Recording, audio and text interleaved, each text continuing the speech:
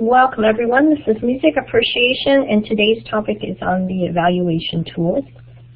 And my name is Mary Kay French and I'm your synchronous instructor for this year.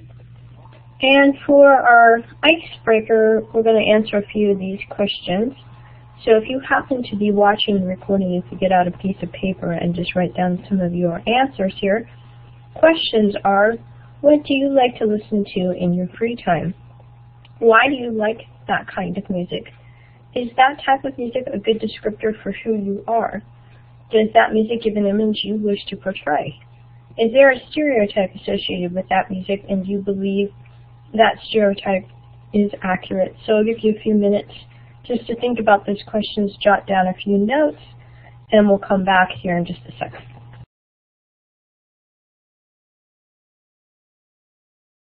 Okay, we'll keep moving on. I like to listen to classical music, and the reason I like classical music is because, one, I perform it a lot in my free time. I play in a few orchestras around the area because they have evening rehearsals. And yeah, I guess the music I listen to might describe me somewhat, maybe not totally. Does it give an image I wish to portray? Possibly. I guess people associate classical music with being more sophisticated, so I wouldn't mind if people thought I was sophisticated. Is there a stereotype associated with that music? Possibly. People, especially young people, might feel classical music is staid and only for very serious, boring people, and I don't think that stereotype is accurate, and probably for those young people who are involved in an orchestra of some kind and play classical music on the piano or whatever instrument they play, they probably feel differently about it. What motivates you to listen to a certain type of music? Write your thoughts down.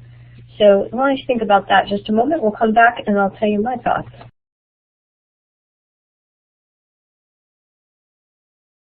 Go a little quicker than you might, so you can always press the pause button if you happen to be watching this recording.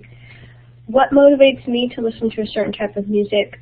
One, I listen often in the car, so I like having some background noise, some white noise. That's more than white noise, that's some music.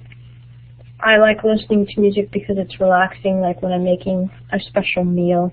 I like having music in the background and it inspires me. Yeah. I like more complicated music, so most of the time classical music is what I enjoy listening to. Do you think it is possible for you to grow to enjoy other types of music that you don't currently prefer? And I'll give you a second to think about that, and then I'll tell you my thoughts.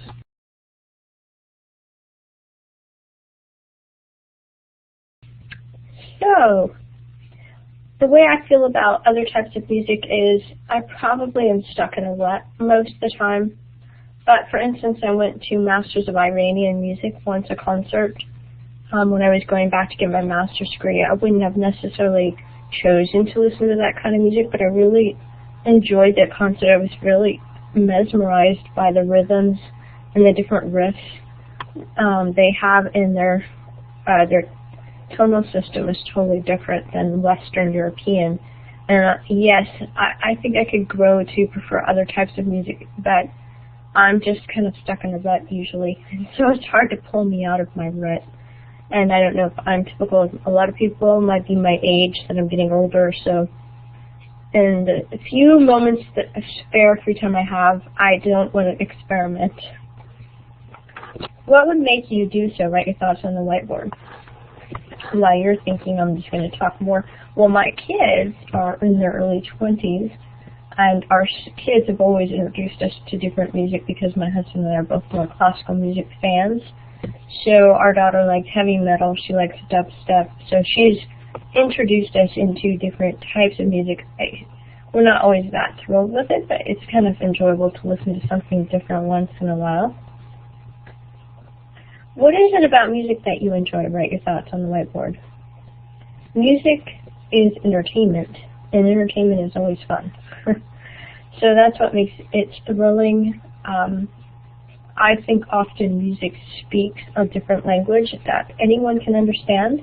So you can kind of communicate with music in any language. You don't have to speak words. You can use the music to speak, and I think that it makes it really profound, and that hidden message is very mysterious, and I think makes it that people of any age enjoy it. So we're going to practice writing an evaluation tool, and here's an example of one. So we have different categories: interpretation, and you can come up with your own categories. This is just something that you can use to help create your own. So you might want to have some qualifying categories or qualifying statements to go with each category, like, does the artist interpret the song correctly? Yes or no, explanation, and then you can give it a numbered rating. So not only do you want enough categories, at least 5, you want some criteria, and you want a rating scale. And then you've really got it covered, and then you can use that to write a written evaluation on top of this. Accuracy. Does the artist accurately perform the music? Yes or no, explanation. And that's kind of more of a technical analysis. Is there a connection to the audience? Yes or no, explain.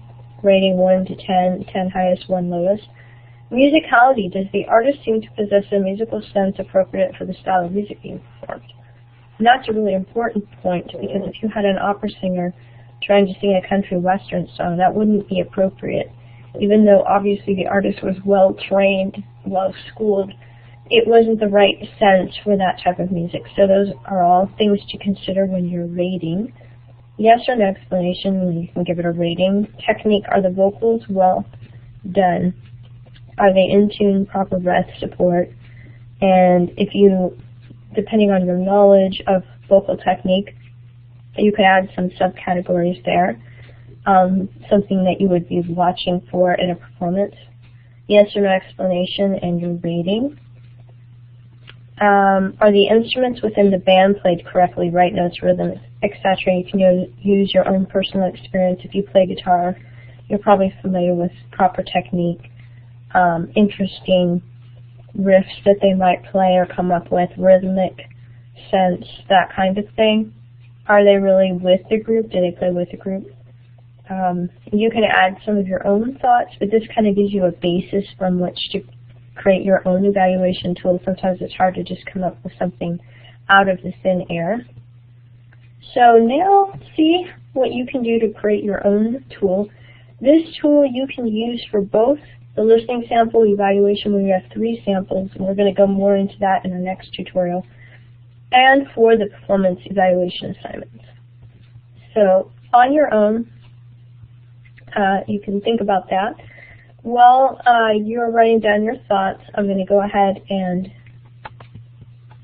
give you a little quiz. It's just for fun. It's multiple choice. So the first question is, what is an evaluation tool? Is it 1, a way of critiquing a piece of music? 2, hammer, nails, and saw? 3, top hit list? And if you answered a way of critiquing a piece of music, you got absolutely right, and that's kind of what this whole thing was about today. Second question is a fill in the blank. What assignments do you need an evaluation tool for? And you need an evaluation tool for the performance evaluation and the listening sample evaluation. So for independent practice, go ahead and try your hand at creating your own tool. As we speak, you have 2 assignments where you're going to need it, and you can either recreate it for each assignment if you would like, or just use the same one. Just a reminder that next week we only have 1 session. We changed our sessions around, and we're going to have 1 session Tuesdays at 11 a.m. Eastern Standard Time. And that's where we're going to be talking about the performance and listening sample evaluation. So I hope to see you all live at that time.